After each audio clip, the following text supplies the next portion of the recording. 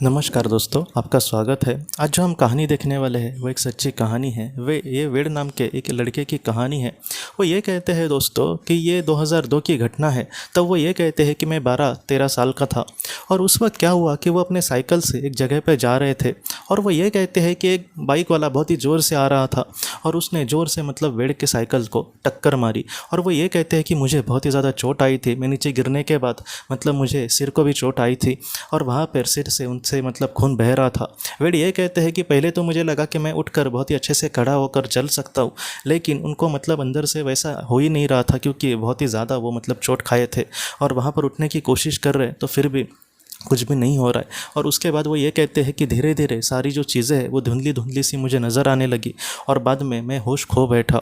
और उसके बाद वो ये कहते हैं कि जब मुझे होश आया, जब मुझे चेतना आई, तब वो ये कहते हैं दोस्तों कि एक अलग ही दुनिया में मैंने अपने आप को पाया। जैसे वो बहुत ही सुंदर ऐसी बादलों की दुनिया थी और वहाँ पर दोस्तों वो अकेले नहीं थे, बल्कि उनके साथ वो ये कहते हैं कि मुझे कहीं ना कहीं पर वाली एक कहीं ना कहीं एंजल, एक पवित्र आत्मा वहाँ पर दिख रही थी, एक परी जैसी आत्मा जिसने मेरे चेहरे को बहुत ही पैर से वो सहला रही थी।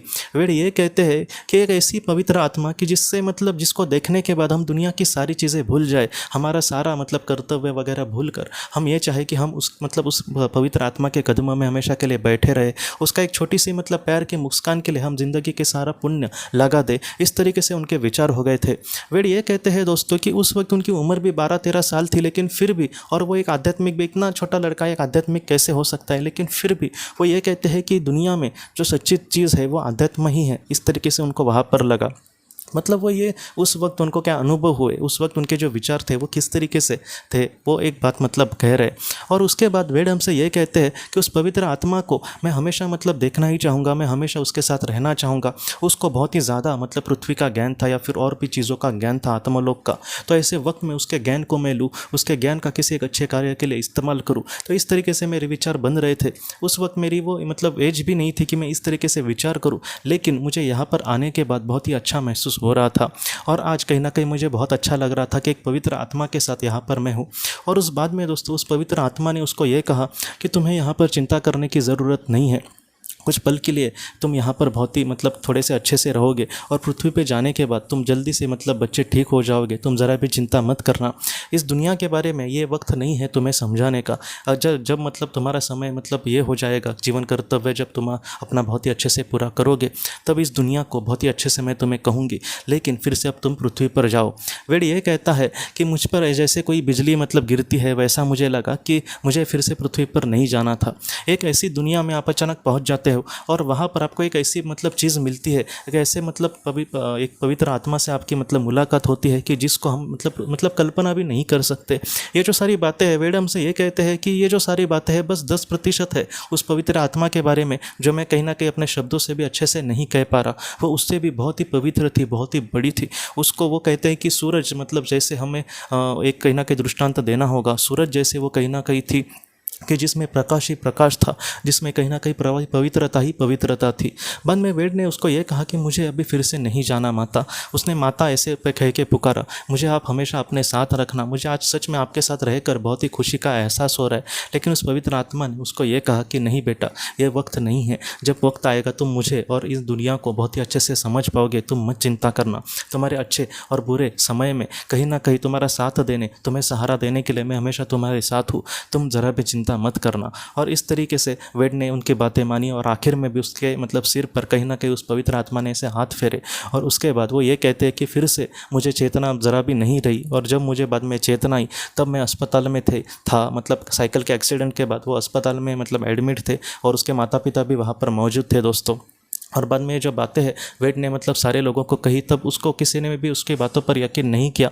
लेकिन दोस्तों बाद में एंडी के बारे में जब उनको पता चला, तब लोगों को और कहीं ना कहीं वेड को भी पहले भी थोड़ा सा यही लग रहा था कि वो भ्रम तो नहीं होगा, लेकिन फिर भी उस पवित्र आत्मा के बारे में वो ये कहते कि वो ज़रा भी भ्रम नहीं हो सकता, क्योंकि मुझे पूरा यकीन है कि कहीं ना कहीं वो ज़रूर आई थी।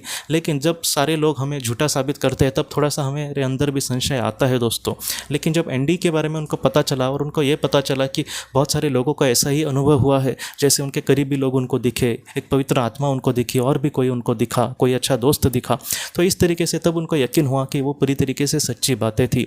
वेड़ की ये जो बात है दोस्तों, हम सब के लिए बहुत बड़ा सबक यही देती है कि हमारे ऊपर भी पवित्र आत्माएं हैं जो हमारी रक्षा करती है, जिनको सच में हमारी फ़िक्र होती है। अगर वो हमारी रक्षा करती है और अपना फ़िक्र करती है तो हमारे जीवन में इतने बड़े बड़े दुख क्यों आते हैं, ऐसे आपके मन में सवाल आ सकता है। लेकिन हम अब जिस वक्त जीवन का चयन करते हैं, तब ऐसे वक्त में दोस्तों बस हमारे जैसे ही नहीं बल्कि बड़ी बड़ी आत्माएं भी बहुत बड़े बड़े दुख का कभी कभी चयन करती है, क्योंकि वो बहुत ही कम समय में इससे आगे के रास्ते अपने जा सकते हैं, अपने लोगों के साथ वहाँ पर वो ज़रूर खुशी से रह सकती है। लेकिन उसके लिए इस दुनिया का जो संघर्ष है वो बहुत बार हमें पार करना होता है, और उसमें वो हमारी जितना हो सके हेल्प भी करते हैं। लेकिन हम अपने जीवन में जितना हो सके पॉजिटिविटी से आगे बढ़े। आज मेरा कितना भी बुरा हो, लेकिन उस दुनिया में मैं अपने करीबी लोगों के साथ बहुत ही अच्छे से जी सकता हूँ। इस पर आप यकीन करना दोस्तों, क्योंकि ये जो सारी कहानियाँ हैं कहीं ना कहीं हमें यही सिखाते हैं कि हमारे परे एक पवित्र आत्माएं या फिर उच्च भली आत्माएं ज़रूर ऐसी है जिनको हमारी बहुत ही ज़्यादा चिंता है। हमारे जीवन में ऐसे वक्त में वो बहुत बार हमें थोड़ी बहुत हेल्प भी करते हैं,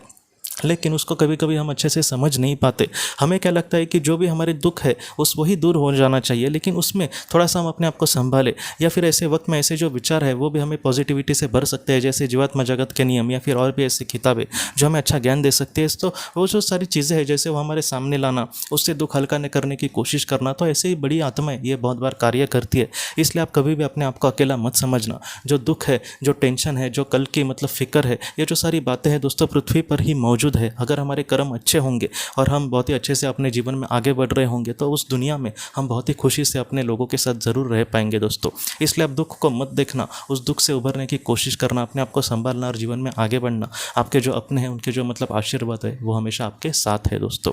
तो दोस्तों हम अपने अगले वीडियो में मिलते हैं। आप अपने परिवार का ख्याल रखना। आपका बहुत बहुत धन्यवाद। ज़िंदगी की रोशनी ये एक कंसल्टेंसी है जो ऐसे लोगों को मदद करने की कोशिश करती है जिन्होंने किसी अपने को खोया है, या फिर जो लोग अपने जीवन में बहुत ही ज़्यादा दुखी है। जो लोग इस संस्था के साथ जुड़ते हैं उन्हें पास्ट लाइफ रिग्रेशन की ऑडियोज़ भेजी जाएगी, जिससे घर बैठे वह पास्ट लाइफ रिग्रेशन का अभ्यास कर सकते हैं। और उन्हें 5 मेडिटेशन ध्यान की भी ऑडियोज़ भेजी जाएगी, और इसके साथ साथ उन्हें PDF किताबें भेजी जाएंगी जो हिंदी और अंग्रेज़ी में है, जो मोबाइल पर या फिर लैपटॉप पर आप उसे पढ़ सकते हैं।